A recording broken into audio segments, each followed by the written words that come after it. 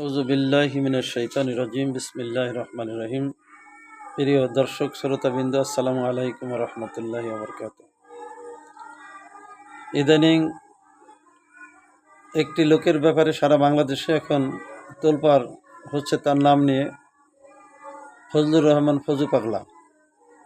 এই ফজলুর রহমান ফজু পাগলা বিএনপির কম্বল গায়ে দিয়ে সে ভিতরে ভিতরে বাংলাদেশের সম্পর্কে চক্রান্ত করেছে। বাংলাদেশকে জুলুমমুক্ত একটি সমাজ গঠনের বিপরীতে সে কাজ করেছে। বাংলাদেশে যত সন্ত্রাস হয়েছে, যত চাঁদাবাজি হয়েছে এবং যত ধরনের অন্যায় কাজগুলো হয়েছে, এই ফজু পাগলাদের মতো কিছু সংখ্যক লোক আওয়ামী লীগ থেকে এসে বিএনপির চাদর মোড়া দিয়ে তারা এই অন্যায় কাজগুলো করেছে। দুঃখজনক হলো সত্যি যে বিএনপির চেয়ারপারসন, সর্বোচ্চ পদধারী বেগম খালেদা জিয়ার একজন উপদেষ্টা হিসাবে এই ধরনের লোক কিভাবে এই পদ পেল, এবং নীতি নির্ধারক যারা আছেন বিএনপির, তারা কিভাবে এ ধরনের একটি মাতাল লোককে, যে ছাত্র জীবন থেকে আওয়ামী লীগ করে আসছে, যে পরবর্তীতে কয়েকবার আওয়ামী লীগ থেকে এমপি পদে বিজয়ী লাভ করে এমপি হয়েছে, এই ধরনের একটি লোক পরিশেষে আওয়ামী লীগের কার্যক্রমকে অব্যাহত রাখার জন্য বিএনপি চাদর গায়ে দিয়ে বেগম খালেদা জিয়ার মতো একজন নিষ্ঠাবান লোকের উপদেষ্টা কি করে হতে পারে? এই উপদেষ্টা বাংলাদেশ দ্বিতীয়বার বিজয়ের যারা করেছে, এই সোনার ছেলেগো এই কার্যক্রমগুলোকে কালো তালিকায়, কালো অধ্যায় বলে সে ঘোষণা দিয়েছে। এই বাংলাদেশ দ্বিতীয়বার স্বাধীন হয়েছে, দেশের মানুষগুলো শান্তিপূর্ণভাবে নিঃশ্বাস ছাড়ার সুযোগ পেয়েছে, দেশের মানুষগুলো তাদের মনের কথাগুলো ব্যক্ত করার মতো একটি পরিবেশ পেয়েছে। এদেশ থেকে অন্যায়কারীরা, দুর্নীতিকারীরা এবং অসৎ লোকগুলো দেশ থেকে বিতাড়িত হয়েছে। যখনই 5ই আগস্টের পরে আমাদের দেশের এই জুলুমবাজ সরকার পালিয়ে গিয়েছে, বিতাড়িত হয়েছে, দেশ ত্যাগ করেছে, তখন এই ফজু পাগলাদের মতো ডজনে ডজনে লোক সারা বাংলাদেশে ঘাপটি মেয়ে বসে আছে। তাদের হৃদয়ে আগুন জ্বলে গেছে। তাদের আগুন জ্বলেছে বলেই 5ই আগস্টের এই বিজয়কে ফজু পাগলারা একটি কালো অধ্যায় বলে ব্যক্ত করতে পেরেছে। আমরা অবাক হই যে এই সমাজের মধ্যে, এই স্বাধীন দেশের মধ্যে ফজু পাগলাদের মতো লোক কীভাবে 5ই আগস্টের ছাত্রদের বিজয়ের এই কার্যক্রমকে তারা কালো তালিকায়, কালো অধ্যায় বলে ঘোষণা দিতে পারে। এই সাহস তারা কোথায় পায়?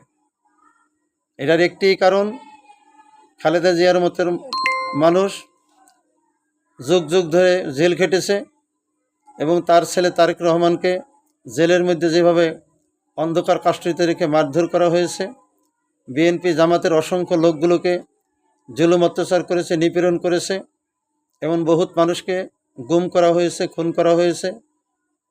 যত অন্যায়, যত পাপ, যত নিকৃষ্ট কাজ করেছে, এই ফজু পাগলাদের মতো কিছু লোক বিএনপির মধ্যে থাকার কারণেই আন্দোলন চাঙ্গা হয়নি। বিএনপির সকল লোক যে খারাপ সে কথা আমরা বলছি না। অরিজিনাল বিএনপির কিছু লোক আছে, কিন্তু নামধারী, মুখোশধারী কিছু বিএনপির লোক আছে যারা আওয়ামী লীগের দেশে পালাইয়ে যাওয়ার পরে তারা দিশেহারা হয়ে গিয়েছে। তারা যেন আগুনের মধ্যে পড়েছে, তারা যেন একটা মহাজ্বালা যন্ত্রণার মধ্যে পড়েছে। তার কারণ হলো আওয়ামী লীগের চক্রান্তে, আওয়ামী লীগের বুদ্ধিমত্তা দিয়ে তারা ওয়েটিংভাবে এই সমস্ত আওয়ামী লীগদেরকে বিএনপির মধ্যে ঢুকিয়ে রেখেছিল, যাতে করে বিএনপির আন্দোলন চাঙ্গা না হয়, বিএনপির আন্দোলন দুর্বল থাকে। আর বিএনপির আন্দোলন যদি চাঙ্গা না হয়, দুর্বল থাকে, তাহলে আওয়ামী লীগ, শেখ হাসিনা 1000 বছর ধরেও তারা দেশ চালাবে, কেউ তার প্রতিবাদ করতে পারবে না। এই ফজু পাগলাদের মতো অসংখ্য লোকজন বিএনপির সকল কার্যক্রমগুলোকে বন্ধ করার জন্য, জামাত শিবিরের লোকগুলোকে দুনিয়া থেকে উৎখাত করার জন্য তারা ষড়যন্ত্র করেছে। দল থেকে করা হয়েছে, আওয়ামী লীগের দল থেকে, এবং তার বিরোধী দল বিএনপি যারা ছিল তাদের দলের মেন জায়গায় বড় বড় উঁচু পদে তারা থেকে এই বিএনপি সহ জামাতের সকল কার্যক্রমগুলোকে এই 17 বছর পর্যন্ত তারা শক্তিশালী জোরদার হতে দেয়নি। অতএব এখন এদের মুখোশ খুলে গেছে। শুধু ফজু পাগলা নয়, ফজুর মতো হাজার হাজার মানুষ আছে যারা বিএনপির মধ্যে ঢুকে তারা এই 5ই আগস্টের আন্দোলনকে, বিজয়কে তারা কালো অধ্যায় বলে স্বীকারোক্তি দিয়েছে এবং কালো অধ্যায় বলে তারা ঘোষণা করেছে। আমি মনে করি নীতি নির্ধারক যারা আছেন, যারা এখন পরামর্শদাতা আছেন দেশ সুষ্ঠুভাবে পরিচালনার জন্য, এবং প্রশাসন সহ ফজু পাগলাদের মতো সকল লোকগুলোকে ধরে ধরে আইনের আওতায় এনে তাদের উপযুক্ত বিচার হওয়ার দরকার, দৃষ্টান্তমূলক বিচার হওয়ার দরকার, যাতে করে বাকি আওয়ামী লীগের ওয়েটিংয়ে থাকা এই লোকগুলো আর মাথাচাড়া দিয়ে উঠতে না পারে। অন্যায় মুক্ত একটি সমাজ গঠন করতে হলে এই ফজু পাগলাদের মতো যত লোক ঘাপটি মেরে বসে আছে বিভিন্ন দলে, বিভিন্ন মুখোশ পরে, এদেরকে ধরে এনে আইনের আওতায় দৃষ্টান্তমূলক বিচার করলে বাকি ফজু পাগলারা সব নীরবে এদেশ ছেড়ে চলে যাবে, না হয় চুপচাপ বসে থাকবে। অতএব যারাই যেখান থেকে আমার কথাগুলো শুনছেন, আমি অনুরোধ জানাবো সংশ্লিষ্ট কর্তৃপক্ষ ফজু পাগলাদেরকে বাংলাদেশ থেকে ধরে এনে বিচারের আওতায় আনা হোক। এমনকি এক ফজু নয়, এরকম হাজারো ফজু আছে বিভিন্ন আকৃতিতে, তারা আকৃতিবান হয়ে বিভিন্ন চেহারায় তারা বিভিন্নভাবে তাদের পরিচয় দিয়ে তারা আওয়ামী লীগের দোসর, তারা আওয়ামী লীগকে আবার পুনরায় বাস্তবায়ন করতে চায়। এই দেশে লুটতারাজ হোক, এদেশে সন্ত্রাস হোক, এদেশে যত পাপ আছে এগুলি আবার জারি হয়ে যাক, অন্যায় কাজগুলি, দুর্নীতিগুলি আবার চালু হোক। এই কারণে তারা বিভিন্ন দিক থেকে, বিভিন্ন মহল থেকে তারা চেষ্টা চালাচ্ছে এবং দেশের শান্তি শৃঙ্খলা নষ্ট করার জন্য চেষ্টা করছে। এ দেশটা এখন শান্তি শৃঙ্খলার সাথে চলছে। এ দেশের মধ্যে এখন মানুষের মধ্যে হানাহানি নেই, ধর্মীয় কোনো কলহ নেই, এখানে ছোটো বড়োর কোনো ভেদাভেদ নেই। সকল মানুষগুলো কথা বলার সুযোগ পেয়েছে, এই তাদের সহ্য হয় না।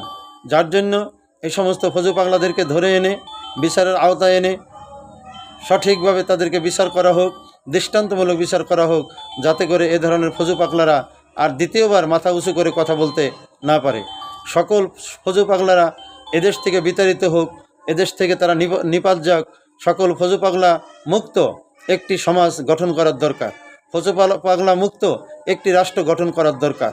এই ফজু পাগলাদেরকে যদি এদেশ থেকে বিতাড়িত করা হয়, তাদেরকে যদি নির্মূল করা হয়, তাহলে পরবর্তী সরকার যারাই গঠন করবে তারা শান্তিপূর্ণভাবে একটি দেশ পরিচালনা করতে পারবে। অতএব সংশ্লিষ্ট সকলকে অনুরোধ, এই ফজু পাগলাদেরকে ধরা হোক, তাদের আইনের আওতায় আনা হোক এবং উপযুক্ত বিচার তাদেরকে করা হোক। যে সমস্ত ছোট ছোট ছাত্রছাত্রীরা, স্কুল কলেজে পড়ুয়া ছাত্ররা, নিষ্পাপ লোকগুলো আন্দোলন করতে করতে একটা পর্যায়ে এই জালেম সরকারে বিতাড়িত করেছে, এটা আমাদের জন্য, আমাদের বাংলাদেশের মানুষের জন্য, বাংলাদেশ প্রেমিকের জন্য এটা সব ধরনের বড় একটি ফসল, বড় একটি উপার্জন। এই উপার্জনকে যারা মেনে নিতে চায় না, তারা এই দেশের শত্রু। আমি অবাক হয়ে যাই যে একজন মুক্তিযোদ্ধা কি করে এই সুষ্ঠু এই দেশে থেকে তারা কিভাবে 5ই আগস্টের এই কার্যক্রমগুলোকে কালো অধ্যায় বলে ঘোষণা দিতে পারে। আসলেই কি এই ফজু পাগলা 71-এর স্বাধীনতার যুদ্ধে সে কি মুক্তিযোদ্ধা ছিল, না ভারত থেকে কোনো কায়দা করে একটা সার্টিফিকেট এনে মুক্তিযোদ্ধায় নাম ঢুকিয়ে দিয়েছে? আমার বিশ্বাস হয় না যে একজন মুক্তিযোদ্ধা এভাবে দেশের বিরুদ্ধে ষড়যন্ত্র করতে পারে, এভাবে ভালো মানুষের বিরুদ্ধে কথা বলতে পারে, এটা আমার বিশ্বাস হয় না। অতএব খতিয়ে দেখা হোক তিনি আসলেই কি কোনো মুক্তিযোদ্ধা ছিলেন কিনা, না কোনো ভুয়া মুক্তিযোদ্ধার সার্টিফিকেট এনে সেই নামটা তার নামে ঢুকিয়ে দেওয়া হয়েছে, এটা তদন্তপূর্বক এটা দেখা হোক। আমার এখনও বিশ্বাস হয় না যে একজন মুক্তিযোদ্ধার মুখ দিয়ে দেশের বিরুদ্ধে, আইন শৃঙ্খলা সুস্থ থাকা অবস্থায় তার বিরুদ্ধে এরকম কথা বলতে পারে, এটা আমার বিশ্বাস হয় না। অতএব বন্ধুরা, সকলে ভালো থাকবেন, দেশে শান্তি শৃঙ্খলা সচল থাকবে, অন্যায় মুক্ত একটি সমাজ হবে এবং দুর্নীতিমুক্ত একটি সমাজ হবে, এটা আমরা সকলে চাই। এই কাজে আমরা সকলে অংশগ্রহণ করব। যাদের হাতে ক্ষমতা দিলে দেশ শান্তিতে থাকবে, দেশটা সুষ্ঠু থাকবে, দেশের মানুষ শান্তি পাবে, দুর্নীতি বন্ধ হয়ে যাবে, ঘুষ সুদ সহ সকল অন্যায় বন্ধ হয়ে যাবে। এমন ধরনের লোকের হাতে ক্ষমতা দিয়ে আমরা একটি সুন্দর দেশ গঠন করতে চাই। আল্লাহ যেন আমাদের সকলকে তৌফিক দান করে। বলুন আমিন। ও আখির দাওয়ানা আলহামদুলিল্লাহি রব্বিল আলামিন। আসসালামু আলাইকুম ওয়া রাহমাতুল্লাহি ওয়া বারাকাতুহু।